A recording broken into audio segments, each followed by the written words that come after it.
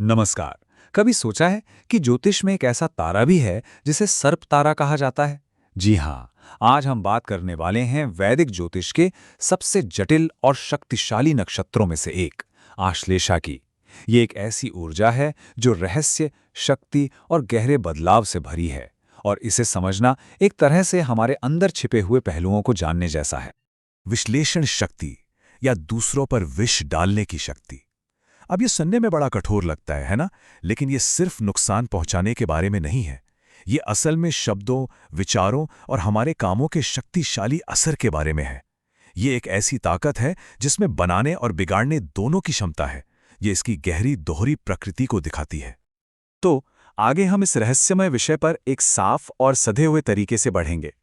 हम इसके प्रतीक यानी कुंडलित सर्प के रहस्य से शुरू करेंगे, फिर इसकी ज्योतिषीय बनावट को समझेंगे।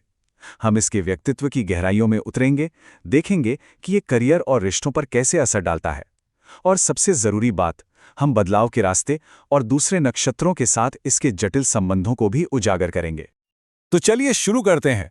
सबसे पहले समझना होगा आश्लेषा के मूल प्रतीक को, यानी कुंडलित सर्प को। देखिए, यह सिर्फ एक तस्वीर नहीं है, ये इसकी पूरी ऊर्जा का, कह सकते हैं, केंद्र है। तो ये जो कुंडलित सर्प है ना, ये सिर्फ एक सिंबल नहीं है। ये असल में उस जबरदस्त कुंडलिनी ऊर्जा को दिखाता है जो हम सबके अंदर कहीं ना कहीं सोई हुई है। ये एक तरह की गट फीलिंग है, खतरे को दूर से ही भांप लेने की काबिलियत, ठीक वैसे ही जैसे एक सांप जमीन की जरा सी हलचल को भी महसूस कर लेता है। ये रहस्यमयी दुनिया से गहरे कनेक्शन का भी इशारा है जो इन लोगों को एक अनोखी समझ देता है। ठीक है, तो हमने इसके रहस्यमयी प्रतीक को तो समझ लिया। अब जरा इसे कुछ ज्योतिष के ठोस तथ्यों से जोड़कर देखते हैं। इससे हमें यह समझने में मदद मिलेगी कि आखिर आश्लेषा का व्यक्तित्व बनता कैसे है। यहाँ हर चीज एक पहेली के टुकड़े की तरह है जो जुड़कर एक पूरी तस्वीर बनाती है। देखिए, इसका स्वामी ग्रह बुध है जो देता है तेज दिमाग और बात करने की कला। फिर इसके देवता हैं नाग, जो इसे रहस्यमयी और इंट्यूटिव बनाते हैं, और जल तत्व, वो इसे देता है गहरी इमोशनल समझ। तो जब ये सब मिलता है ना, तो एक बहुत ही कॉम्प्लेक्स और दिलचस्प पर्सनैलिटी बनती है। और यही सारी चीजें हमें ले आती हैं आश्लेषा के व्यक्तित्व के केंद्र में, यानी इसकी दोहरी प्रकृति, छाया और शक्ति के एक दिलचस्प खेल में।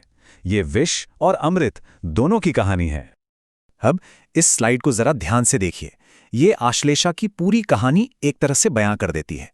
एक तरफ हैं इसकी छाया वाले गुण, जैसे चालाकी, धोखेबाजी, ये सब इसकी कच्ची ऊर्जा के लक्षण हैं। लेकिन, और ये बहुत जरूरी है, जब यही ऊर्जा विकसित होती है तो ये बदल जाती है इसकी शक्तियों में, रणनीतिक सोच, लोगों को समझने की गहरी काबिलियत। तो बात सिर्फ नेगेटिव होने की नहीं है, बात है उस नेगेटिव ऊर्जा को एक जबरदस्त ताकत में बदलने की। आश्लेषा का जो पहला हिस्सा है या पहला पद, वो अपनी कर्क राशि की जड़ों से बहुत गहराई से जुड़ा है। इसका सीधा मतलब है कि इन लोगों में परिवार और अपनी सुरक्षा को लेकर एक बहुत मजबूत इमोशनल अटैचमेंट होता है। ये लोग बहुत ही सेंसिटिव और इंट्यूटिव होते हैं, और उनकी इमोशनल इंटेलिजेंस ही उनकी सबसे बड़ी ताकत होती है। दूसरे पद में आते ही ऊर्जा का रुख बदल जाता है। यहाँ सिंह राशि का असर दिखता है, जो इन्हें एक स्वाभाविक लीडर बनाता है। एम्बिशन, लीडरशिप, ये सब गुण सामने आते हैं। लेकिन हाँ, इसके साथ एक चुनौती भी आती है, अहंकार और चीजों को कंट्रोल करने की आदत, जिस पर इन्हें काम करने की जरूरत पड़ती है। तीसरे पद में कन्या राशि का प्रभाव है, जो इसे बहुत इंटेलेक्चुअल और डिटेल ओरिएंटेड बनाता है। ये लोग किसी भी समस्या की जड़ तक जाने में माहिर होते हैं, और इसीलिए ये बेहतरीन हीलर या रिसर्चर बनते हैं। हालांकि यही आदत कभी-कभी ओवरथिंकिंग यानी जरूरत से ज्यादा सोचने की वजह भी बन जाती है। और आखिरी पद में तुला राशि का प्रभाव आता है, जो आकर्षण, डिप्लोमेसी और क्रिएटिविटी का एक बड़ा ही सुंदर मिश्रण है। ये लोग दूसरों को बहुत आसानी से अपनी बातों से प्रभावित कर सकते हैं, पर हाँ, यही ताकत एक दोधारी तलवार भी बन सकती है अगर इसका इस्तेमाल सिर्फ अपने फायदे के लिए किया जाए। इससे रिश्तों में अक्सर दिक्कतें आती हैं। तो हमने व्यक्तित्व के अलग अलग पहलुओं को समझ लिया। अब देखते हैं कि ये जो कॉम्प्लेक्स एनर्जी है, ये असल दुनिया में, यानी करियर और रिश्तों में कैसे काम करती है। तो इसमें कोई हैरानी की बात नहीं है कि आश्लेषा वाले लोग उन फील्ड्स में बहुत सफल होते हैं जहां स्ट्रैटेजी और लोगों को समझने की जरूरत हो। उनकी कैलकुलेटिव और लोगों को मनाने की जो कला है, वो उन्हें चतुर राजनेता, सफल बिजनेसमैन और यहाँ तक कि बहुत अच्छे साइकोलॉजिस्ट भी बनाती है। क्यों? क्योंकि वो जानते हैं कि लोगों के दिमाग में क्या चल रहा है। लेकिन जहाँ इतनी शक्ति होती है, वहाँ रिश्तों में चुनौतियाँ भी आती हैं। हावी होने की जो उनकी एक आदत होती है, वो अक्सर उनके सबसे करीबी रिश्तों में भी पावर स्ट्रगल पैदा कर सकती है। इनके लिए भरोसा बनाना मुश्किल हो सकता है, क्योंकि ये हमेशा सामने वाले के छिपे हुए इरादों को पढ़ने की कोशिश करते रहते हैं।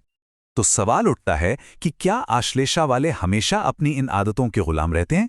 नहीं, बिल्कुल नहीं।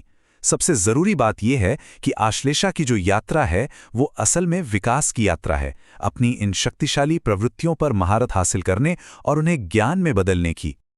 ये टाइमलाइन एक तरह से इस व्यक्तित्व के विकास का नक्शा है।